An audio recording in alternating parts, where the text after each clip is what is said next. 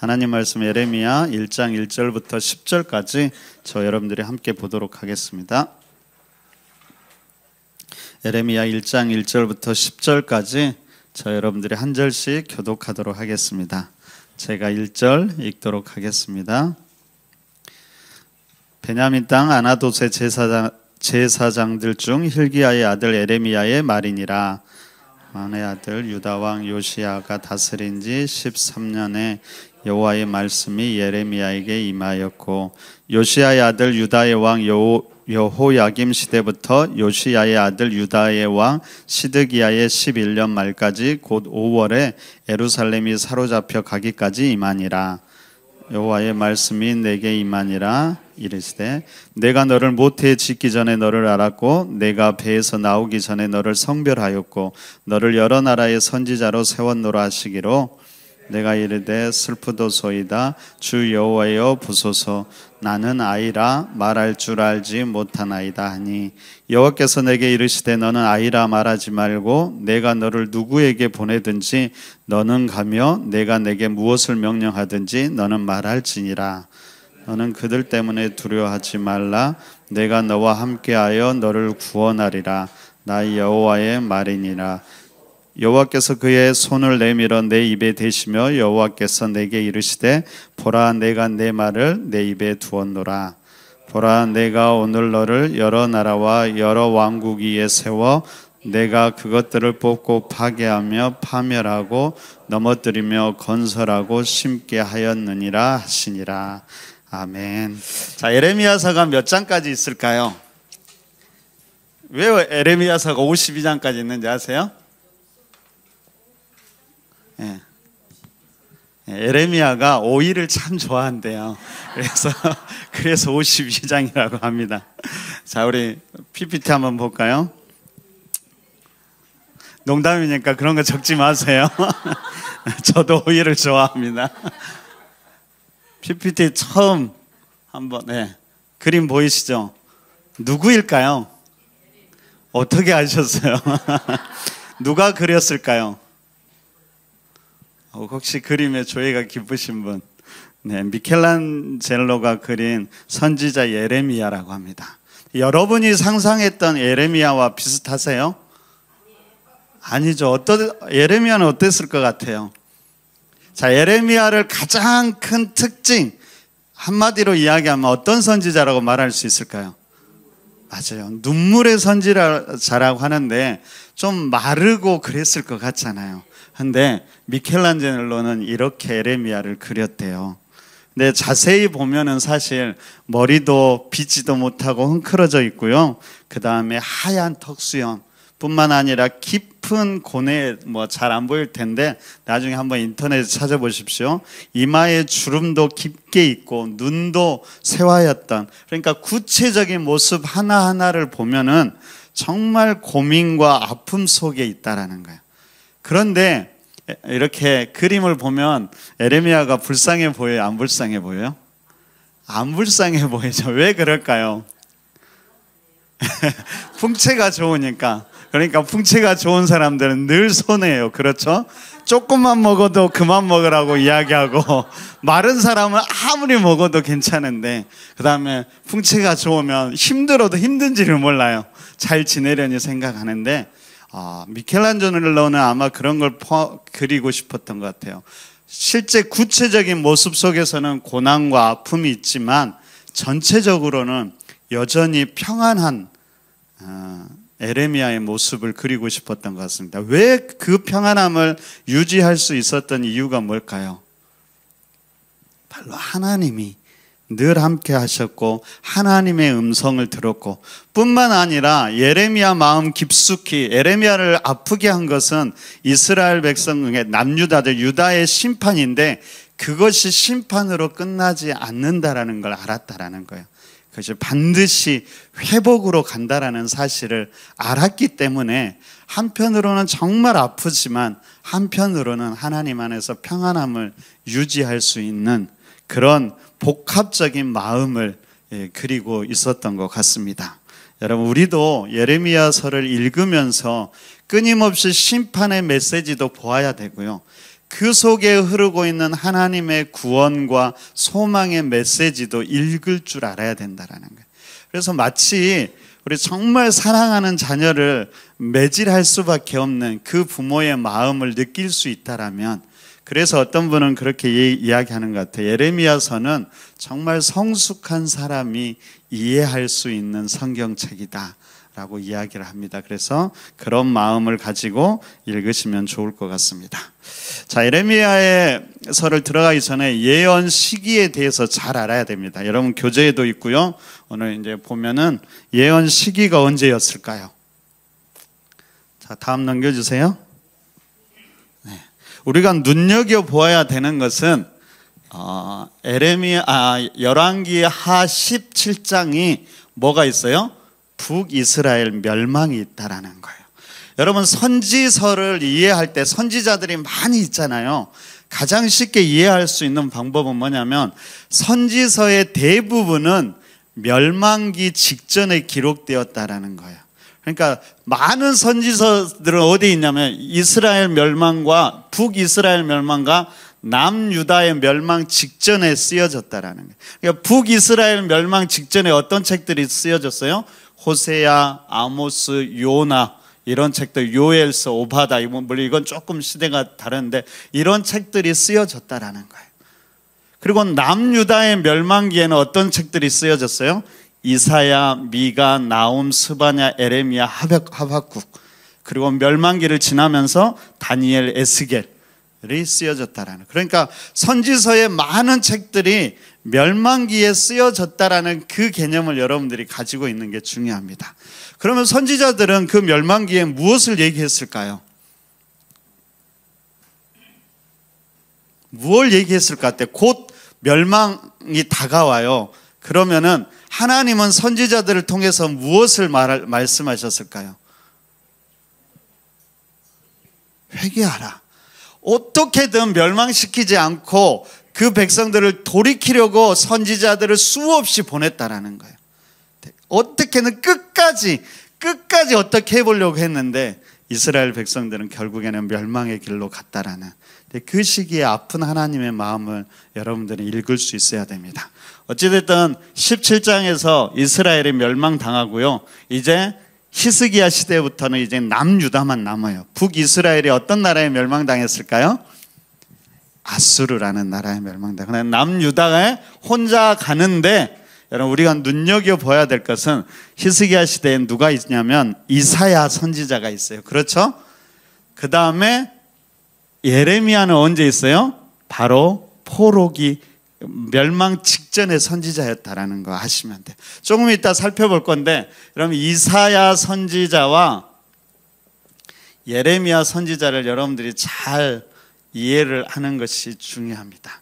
일단은 어찌됐든 멸망기에 있었다라는 거 아시면 될 것 같고, 예레미야는 남유다, 북이스라엘은 이미 멸망했어요. 이제 남유다만 남았는데 남유다 멸망기에 예언했던 선지자라는 거 기억하면 좋을 것 같아요.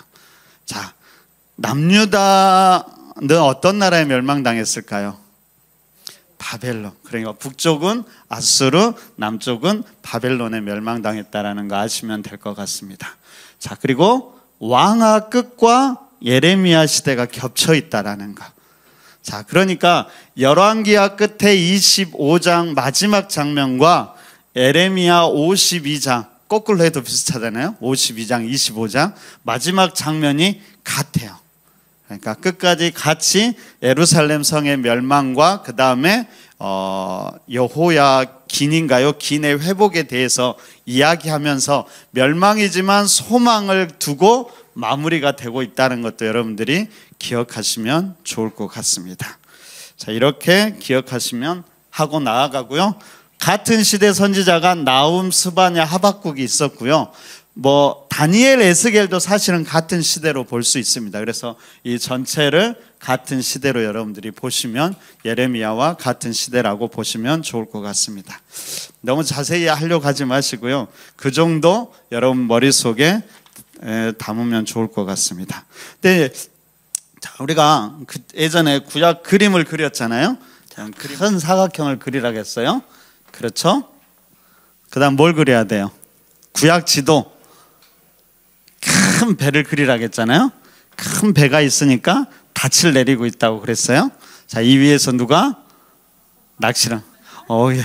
그건 꼭 안 잊어먹고 기억하세요. 석광호 목사님 이제 낚시를 하고 이렇게 낚시를 하고 위에 찌가 있고 아래 낚시 바늘이 이렇게 있었어요. 근데 큰 물고기가 이걸 이제 석광호 목사님 낚시를 잘하신가 봐. 큰 물고기가 이걸 잡으려고 하고 있었어요. 물고기는 포유류여서 이빨이 있었어요. 이빨이 하나가. 근데 이것을 이쪽에서 이티 같이 생긴 것이 보고 있었는데 이게 뭐였어요? 메뚜기 같이 생긴 더듬이가 있는 게 있었는데 뭐였어요? 이티였어요. 이티. 자, 이게 지도라고 그랬죠. 이 지도를 잘 기억해야 돼요. 배가 떠 있는 바다는 어디예요? 여기가 지중해 바다. 그리고 자, 닻을 내리고 있어요. 닻을 내리고 있는데 3개 내리고 있죠. 여기 어디예요? 삼각주. 그러면 이 땅이 어디 땅이에요? 애굽 또는 이집트. 이집트 땅이에요. 자, 여기서 낚시하고 있어요. 위에 있는 찌는 뭐예요? 권사님 공부를 잘하세요. 갈릴리 호수 또는 갈릴리 바다. 자, 아래에 있는 바늘은 뭐예요? 사해. 사해는 죽음의 바다예요. 근데 요즘에는 사해라는 표현은 잘 안 쓴대요. 왜 그러냐면 사해에도 생명이 살고 있대요. 그래서 사해 또는 소금기가 많은 염해 바다라는 표현을 씁니다. 자, 갈릴리와 염해를 이어주는 강을 뭐라고 그래요? 다 처음 듣는 표정으로 저를 쳐다보고 있어요. 괜찮아요. 다 잊어버리면 또 제가 또 얘기하면 될 거예요. 2개 연결하는 게 요단강. 우리가 잘 알고 있는 요단강. 이걸 먹으려는 큰 물고기가 살고 있어요. 이 물고기가 사는 바다는 홍해 바다. 이빨이 있다고 그랬죠. 이빨은 뭐예요? 신해산. 신해산 현재 실제적인 위치는 어딘지 모르겠는데 전통적으로는 홍해 사이에 신해산이 있다고 그래요. 자, 큰 메뚜기 같이 생긴 몸통 여기 뭐예요? 페르시아만. 근데 이게 이티라고 그랬잖아요. 그래서 유프라테스 티그리스예요. 자, 약속의 땅은 요단 서편, 지중해 동편, 그리고 이 지역이 약속의 땅이에요. 가나안 땅. 그리고 사해 끝쪽으로 가서 지중해와 요단의 중간 정도 사해 끝쪽으로 만나는 지점이 아마 예루살렘이 있어요. 자, 이 지도를 볼 때 여러분들 여기에 이스라엘이 있어요. 자, 위쪽 지역을 뭐라고 그러냐면 메소포타미아 지역이라고 그래요. 여기에서는 이 위쪽에 있는 강대국은 어떤 나라였냐면 초기에는 아수르라는 나라가 강대국이에요. 그런데 시간이 지나면서 누가 여기 패권을 차지하냐면 바벨론이 차지를 해요. 자, 아래쪽 애굽은 전통적인 강대국이었어요. 그러니까 이스라엘은 메소포타미아 지역의 아수르와 바벨론과 남쪽의 애굽 사이의 강대국 사이에 끼어 있는 나라였어요. 이 두 나라의 힘의 균형 속에서 이스라엘이 정치적인 영향력을 발휘하고 있었어요. 제가 그때 이야기를 했죠. 우리나라하고 비슷해요. 우리나라 위쪽에 강대국 어떤 나라 있어요? 중국과 러시아 이렇게 있어요. 아래쪽에 어떤 나라 강대국이 있어요? 일본이 있어요. 자, 보통 중국과 러시아는 전통적으로 어떤 이미지가 있어요? 옛날에 오랑캐라고도 했잖아요. 그래서 호전적이고 잔인하고 말을 타고 다니면서 그런 사람들이었어요. 마찬가지로 메소포타미아 지역 사람들은 유목민이어서 잔인한 민족이었어요. 자, 아래쪽에 일본은 이미지가 어때요? 좀 간사하고 약삭빠른 그런 면이 있잖아요. 마찬가지로 애굽도 그런 면이 있어요. 친한 척하면서 자기들 이익은 다 차지해 가요. 근데 전통적으로 우리나라는 위쪽 나라와 친해요, 아래쪽 나라와 친해요? 그래서 그나마 똑같지만 자유민주주의 국가니까 일본과 더 심정적으로는 더 친하죠. 물론 이제 일본이 우리나라를 침략하긴 했지만은 이스라엘도 마찬가지예요. 심정적으로는 애굽이 더 친해요. 왜요? 애굽에서 총리도 했잖아요, 요셉이. 그래서 형제인 나라처럼 항상 여기고 있었다라는 거예요. 그래서 애굽으로는 멸망당하지는 않아요. 항상 침략받기도 하지만 그래서 위쪽 나라로부터 멸망받았다라는 것을 여러분들이 기억하시면 돼요. 자, 그런데 자, 예루살렘에 여러분들 제가 그 이야기를 하고 싶어서 이 그림을 그린 거예요. 당신 예레미야가 어느 때 사람이라고 그랬어요? 이스라엘 멸망기의 선지자였어요. 여기에 있던 이스라엘 백성들이 바벨론, 이 유프라테스와 티그리스 사이에 있는 바벨론으로 다 포로로 잡혀가요. 그런데 잡혀갈 때 1차 포로로 갈 때 누가 같이 가냐면은 다니엘이 같이 가요. 그리고 2차, 3차, 석광 목사님 나중에 물어볼게요. 다시 3차인가 포로로 잡혀갈 때는 누가 잡혀갔을까요? 에스겔이 같이 잡혀가요. 그러니까 여러분 포로 시기에 선지자 3명이 있었어요. 예레미야는 어디에 있었어요? 여기 남아있는 백성들에게 위로의 메시지, 소망의 메시지를 전해주고 있었어요. 자, 포로로 잡혀간 백성 중에서 다니엘은 어디에 있었어요? 왕궁에서 있었어요, 다니엘은. 그래서 왕궁에서 끊임없이 하나님의 뜻을 전파하고 하나님의 백성들을 위로했던 사람들이에요. 에스겔은 어디에 있을까요? 민중들 속에, 국민들 속에 있었어요. 그러니까 하나님이 이스라엘 백성들이 가장 힘든 포로 시기에 유다 땅에는 예레미야 선지자를 남겨두었고 포로된 바벨론 땅의 왕궁에는 다니엘 선지자를 남겨두었고 그 민족들에게는, 백성들에게는 에스겔 선지자를 남겨뒀다는 사실을 기억하시면 좋을 것 같아요. 끊임없이 하나님이 이스라엘 백성들을 심판할 수밖에 없었지만 여전히 위로하고 있다는 사실을 기억하면 좋을 것 같습니다. 자, 중요한 건 그래서 이런 것들을 기억하시고 예레미야 시대가 어느 시대인지 기억하면 좋을 것 같아요. 그런데 여러분 예레미야의 메시지의 핵심은 뭘까요? 예레미야 메시지의 핵심이 뭐예요? 한마디로 이야기하면 침공자 바벨론에게 항복하고 포로로 잡혀가라는 이야기였어요. 여러분 100년 전에 선지자가, 위대한 선지자가 있다고 그래서 누구였을까요? 바로 이사야 선지자였어요. 이사야 선지자는 어떤 메시지를 전하냐면 바벨론의 침공이나 아수르의 침공에 어떻게 하냐면 끝까지 믿음으로 성전을 지키면서 믿음으로 싸우라고 이야기를 해요. 그래서 히스기야가 찬양대를 앞세우면서 믿음으로 싸웠더니 승리했다라는 기록이 있어요. 그런데 100년 뒤에 누구예요? 예레미야는 뭐라고 이야기하냐면 바벨론에 항복하라고 이야기를 해요. 여러분 당시 이스라엘 백성들이 느꼈을 감정을 한번 생각해 보세요. 위에서 갑자기 중국이나 요즘 러시아가 시끄럽죠. 갑자기 우리나라를 침공해 와요.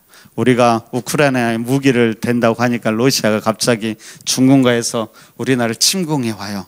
근데 제가 갑자기 여러분 우리는 러시아, 중국에 항복을 해서 포로로 잡혀가서 살아야 됩니다. 근데 한쪽에서는 그래요.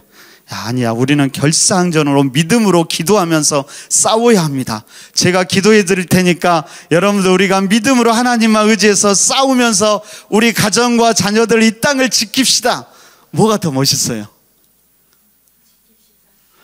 싸우고 죽기 살기로 싸우자는 게 훨씬 더 매력적이잖아요. 예레미야 선지자는 너희들은 항복해서 거기로 포로로 잡혀가라고 이야기했어요.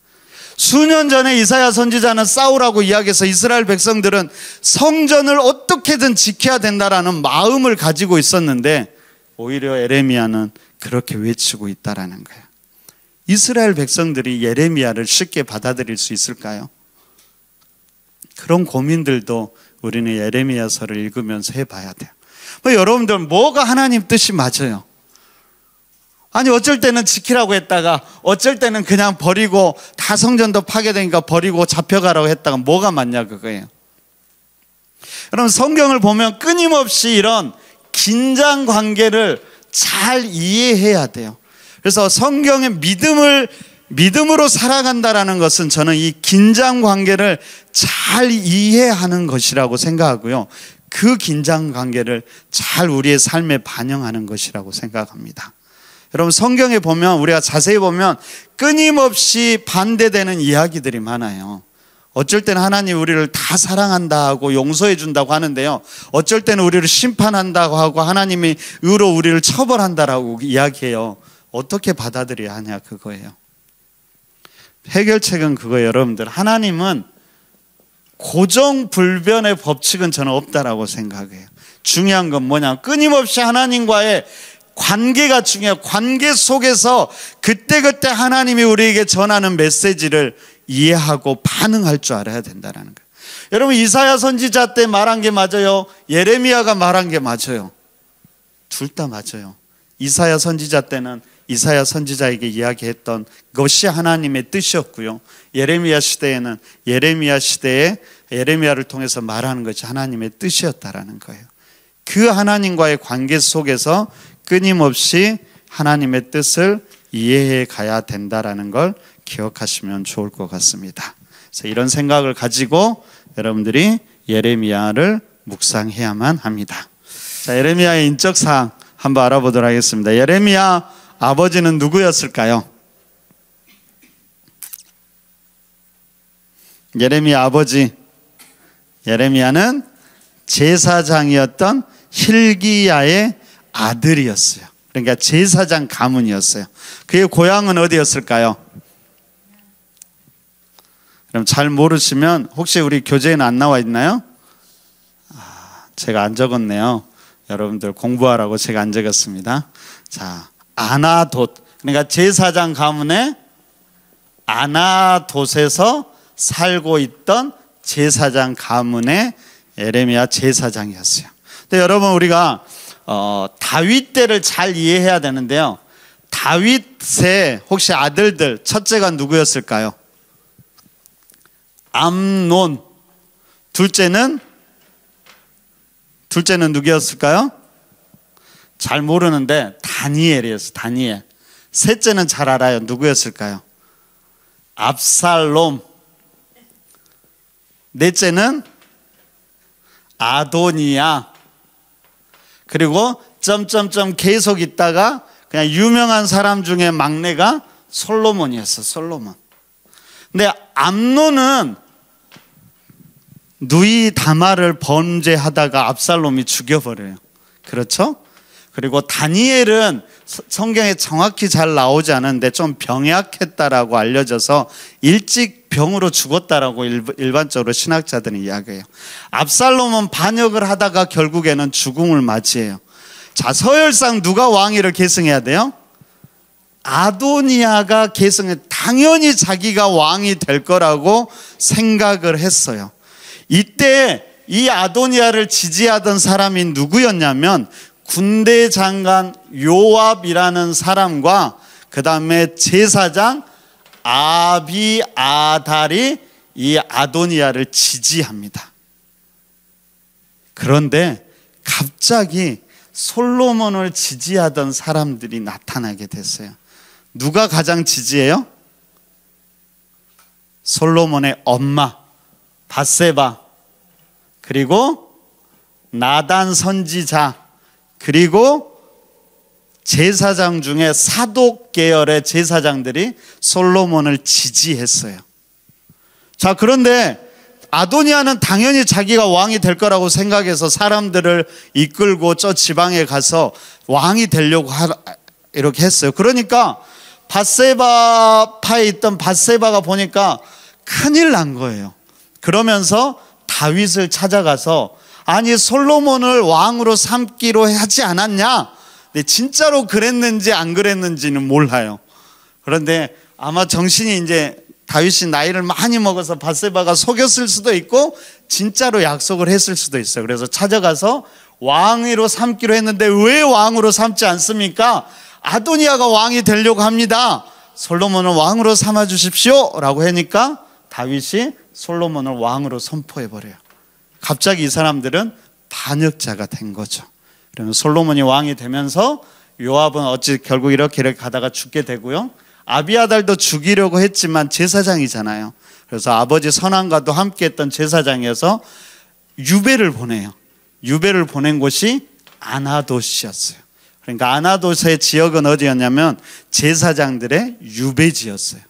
그러니까 에레미야는 유배받았던, 한마디로 중앙에서 밀려나서 유배받았던 제사장 계열의 제사장이었다라는 거 기억하시면 좋을 것 같아요. 영향력이 있겠어요, 없겠어요? 이사야 선지자는 왕궁에 있었던 선지자였어요. 그 선지자는 성전을 중요시했는데 갑자기 에레미야 저 지방에 한마디로 귀양 갔던 중에 그 사람이 와서 갑자기 성전도 파괴될 것이다, 너네들은 바벨론에게 항복해라라고 하니까 누가 이걸 좋아하겠어요? 당시 상황이 이랬다는 것을 기억하시면 좋을 것 같습니다. 자, 복잡하죠? 이 열왕기는 여러분 이 배경을 잘 이해해야 성경을 잘 이해할 수 있어요. 자, 예레미야서가 어려운 이유는 뭘까요? 자, 예레미야가 몇 장까지 있을까요? 52장. 왜 예레미야서가 52장까지 있는지 아세요? 에레미야 선지자가 오이를 좋아했대요. 그래서 오이 하면 52장. 요즘에 오이가 한때는 엄청 비싼데 요즘은 많이 다시 나나봐요. 그래서 우리 성도님들이 저희가 오이도 주시고 그래서 잘 먹고 있습니다. 농담이니까 그렇게만 외우세요. 오이 52장이라고 이해하시면 될 것 같습니다. 자, 예레미야서 52장 길잖아요. 그래서 길어서 여러분 선지서 우리 안에 있는 이것도 여담인데 선지서가 순서가 어떻게 돼요? 무엇부터 시작해요? 이사야, 에레미야, 다니엘, 에스겔 이렇게 가죠? 에스겔. 그걸 대선지서라고 해요. 이 순서는 어떤 순서로 돼 있을까요? 제가 한번 얘기했는데 책의 분량 순서대로. 그러니까 이사야가 제일 분량이 많고요. 이사야 몇 장까지? 66장, 예레미야 52장. 많은 순서로 있어요. 아무 의미 없어요. 그냥 분량이 많은 순서. 근데 52장인데도 어려운 게 뭐냐면은 시대순으로 해놓았으면 좋았을 건데 시대순으로 해놓지 않고요. 막 뒤죽박죽 해놨어요. 그러니까 이해하기가 어려워요. 그러면 이것을 시대순으로 이해하려면 어떻게 이해해야 되냐면 왕들을 잘 이해를 해야 돼요. 자, 한번 우리 왕의 계보를 한번 보여주시겠어요? 자, 히스기야부터 므낫세, 아몬, 요시야. 여러분들이 꼭 기억해야 될 이름은 요시야예요. 요시야. 요시야는 이스라엘 이제 마지막 멸망기에 하나님이 보시기에 선한 왕이었어요. 이 왕에게는 3명의 자녀가 있었는데 첫 번째가 누구예요? 여호야김. 둘째는 여호아하스. 셋째는 시드기야. 그런데 요시야 다음에 누가 제일 먼저 왕이 되냐면은 여호아하스 둘째가 제일 먼저 왕이 돼요. 그리고 두 번째로는 첫째 여호야김, 그리고 그의 아들이 있으니까 김긴, 여호야긴. 이름이 비슷하죠? 아들이라고 생각하시면 돼요. 그 다음에 시드기야가 마지막 왕이 되고 남유다가 시드기야 때 멸망을 당한다는 거예요. 그러니까 순서가 뒤죽박죽 되었어도 여호아스, 여호야김, 여호야긴, 시드기야 순서를 생각하면서 여러분들이 성경을 읽으면은 어떤 순서로 되는지 알 수 있어요. 4명이 복잡하잖아요. 대표적으로 누가 나오냐면 여호야김과 시드기야가 많이 나와요. 그러니까 여호야김은 조금 더 앞에 왕, 두 번째 왕, 시드기야는 마지막 왕. 그렇게 기억하시면 될 것 같아요. 자, 아까 그 이야기를 했죠? 자, 왜 저렇게 됐는지를 제가 오늘 이야기해 드릴게요. 잘 들으면 재미있어요. 자, 일단 여기가 남유다가 있다고 그랬어요. 아래쪽에는 어떤 나라가 있어요? 강대국? 애굽, 이집트. 위쪽에는 어떤 나라? 아수르였는데 지금 북이스라엘이 멸망당하고요. 원래는 아수르였어요. 아수르가 강대국이었는데 점차 아수르를 반역하고 새롭게 떠오르는 민족이 있었어요. 그게 누구였을까요? 바벨론이에요. 아수르와 바벨론이 전쟁을 했는데 그게 누구 때였냐면 바로 우리가 잘 알고 있는 느부갓네살 왕 때 이 아수르와 전쟁에서 바벨론이 이겼어요. 그래서 대대적인 전투를 했는데 바벨론이 이기면서 이 메소포타미아 패권을 바벨론이 차지하게 됐어요. 그래서 아수르가 패배해서 이 남은 사람들이 어디에 모였냐면 하란 땅이 어딘지 아시죠? 아브라함이 이주하다가 처음 머물렀던 이 하란 땅에서 머무르게 됐어요. 그러면서 누구에게 도움을 청하냐면 남쪽의 애굽에게 도움을 청해요. 그러면서 야, 바벨론이 너무 강해. 야, 우리는 너네들하고 친하게 지낼 수 있어. 근데 바벨론이 강하면 너네들도 힘들어질 거야. 우리하고 연합을 해서 바벨론을 물리치자 이야기를 했어요. 들어보니까 그런 것 같아요. 그래서 애굽이 바벨론을 이때 견제하지 않으면 견제를 못할 것 같아요. 그래서 당시 왕이 바로 느고라는 왕이었는데 안 되겠다 그러면은 아수르를 도와서 하란 땅에서 마지막 전쟁을 하자라고 하면서 애굽에서부터 지중해를 따라서 올라가고 있어요. 이때 남유다 왕이 누구였을까요? 요시야 왕이었어요. 요시야 왕은 하나님 보기에 선한 왕이었는데 또한 민족주의자였어요. 그러니까 요시야는 끊임없이 이스라엘의 부흥을, 유다의 부흥을 꿈꾸면서 독립을 하려고 그래요. 그러면서 애굽으로부터 전통적으로 애굽으로부터 독립을 하려고 했던 사람들이에요.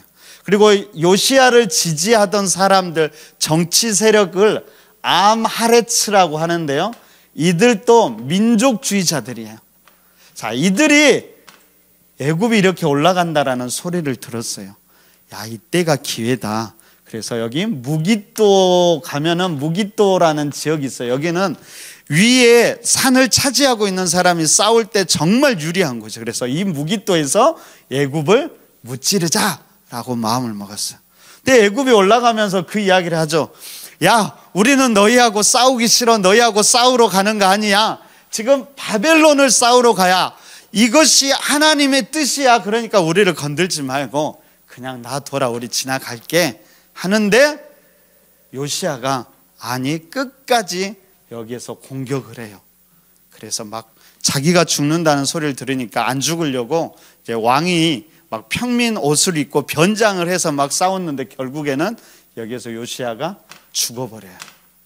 그러자 이때 이 아마레츠 이 민족주의자들이 누구를 왕으로 세우냐면 둘째 여호아하스를 왕으로 세워요. 아마도 여호야김은 조금 우유부단한 성격이 있었던 것 같아요.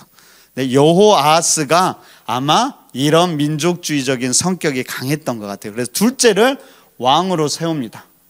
자, 애굽이 가서 결국에는 여기서 싸우고 힘이 많이 빠졌잖아요. 가서 아수르하고 연합해서 바벨론하고 싸웠는데 이것을 뭐라고 하냐면 갈그미스 전투라고 그래요. 이 전투가 너무 중요해요. 여기서 싸웠는데 누가 이겼을까요?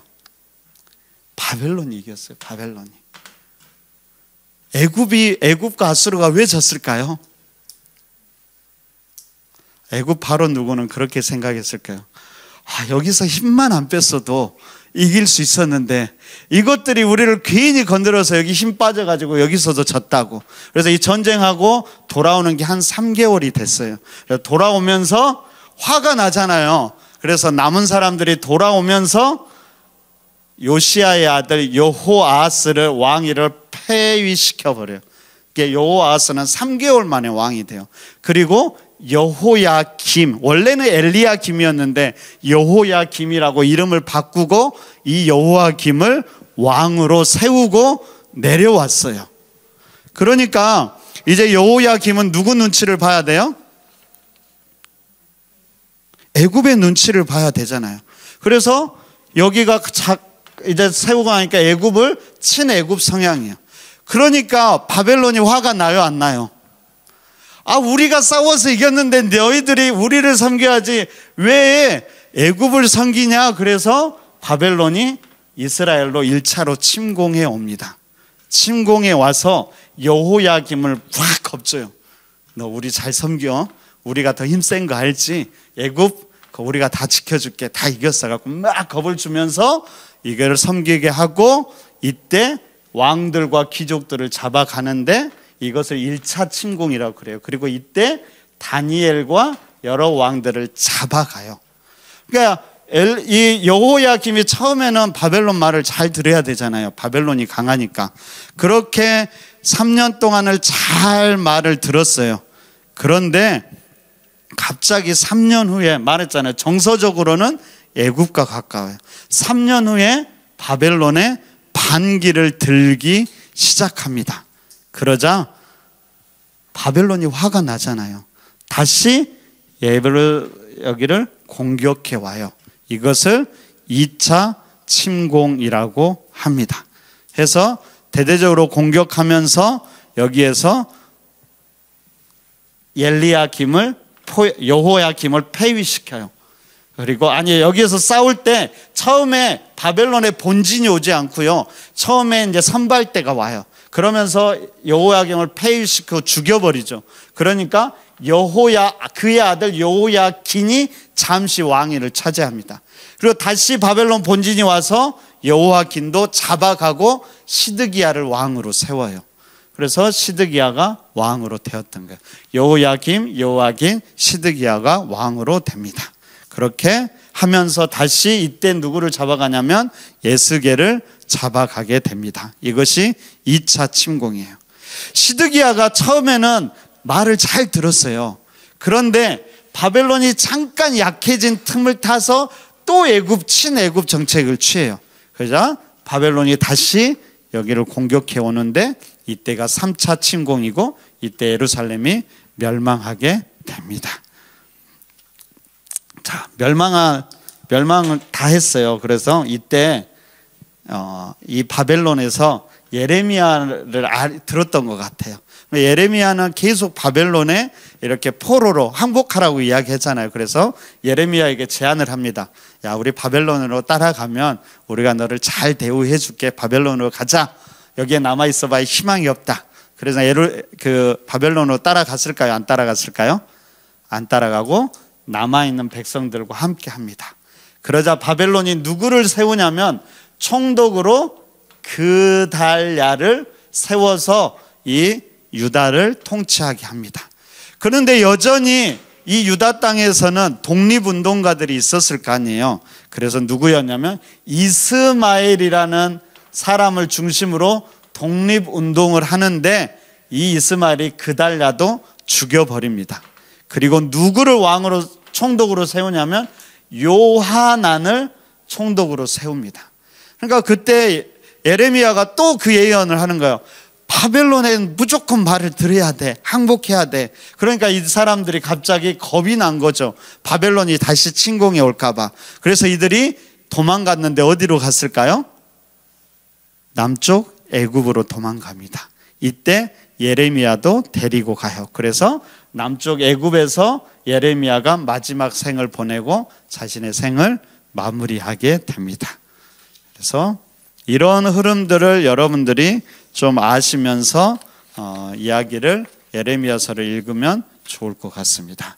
그러니까 왕들, 요시야 이후에 자녀들이 어떻게 왕을 이렇게 계승하는지를 여러분들이 잘 보고요. 그 다음에 바벨론 1차, 2차, 3차 침공이 어떻게 되는지, 1차 침공 때 다니엘이 잡아가고, 2차 침공 때 에스겔을 잡아가고, 3차 침공 때 마지막 멸망이 된다라는 것.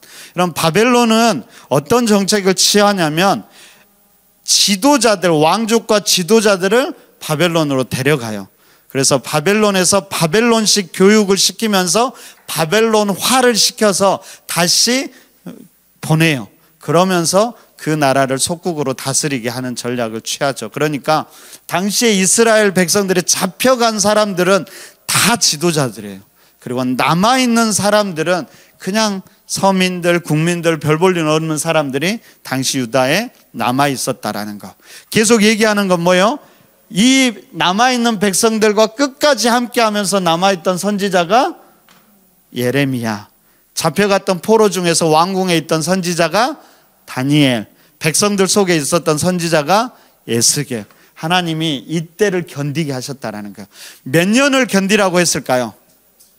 70년 하나님이 정하신데 70년이 되면 돌아올 것이라고 이야기했어요. 여러분 70년 세월 긴 세월일까요? 짧은 세월일까요? 긴 세월에 짧은 세월에 길다면 길고 짧다면 짧은 세월이죠. 그렇지만 끊임없이 하나님이 포로 생활 속에서도 이스라엘 백성들을 지켰다라는 걸 기억하시면 좋을 것 같아요. 근데 여러분 한번 생각해 보세요. 하나님이 왜 이스라엘 백성들을 심판하셨을까요? 하나님 결국 이런 과정을 통해서 우리가 봐야 되는 건 뭘까요? 두 가지를 꼭 기억해야 돼요. 첫 번째는 죄에 대한 책임성이에요. 여러분 우리가 하나님이 용서를 너무나 쉽게 생각하면 안 돼요. 하나님이 우리가 죄를 지어도 그냥 다 용서해 주겠지 아무런 책임 없이 용서해 주는 거 아니에요. 반드시 죄에는 합당한 책임을 져야 돼요. 그러니까 우리가 죄를 졌다면 반드시 그 책임을 져야 된다는 사실을 기억해야 돼요. 그러니까 끊임없이 하나님은 죄를 짓지 말라고 이야기한 거죠. 왜? 죄에 대한 책임이 있으니까.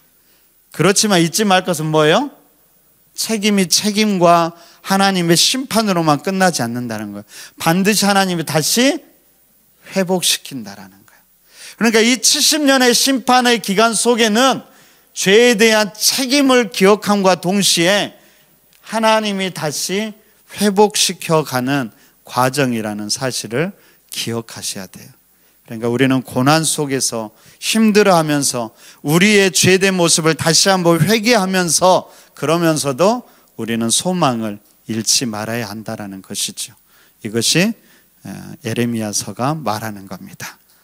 끊임없이 이 역사적인 흐름 속에서 하나님이 자신의 백성들을 향한 마음이 어떤 마음인지를 예레미야서를 통해서 우리가 읽어낼 수 있다라면 예레미야서를 잘 묵상하게 될 거예요. 그래서 예레미야 시대를 향한 백성들을 향한 그 하나님의 음성을 오늘 나에게 다가온 하나님의 음성으로 들어야 되고요. 그러면 나는 지금 나의 삶 속에서 어떻게 응답하면서 살아갈 것인가가 우리가 예레미야서를 묵상하면서 다시 한번 생각해 봐야 될 주제입니다. 그 사실을 꼭 기억하시면 좋을 것 같습니다. 자, 나눠드린 유인물 마지막 한번 구조만 잠깐 볼까요?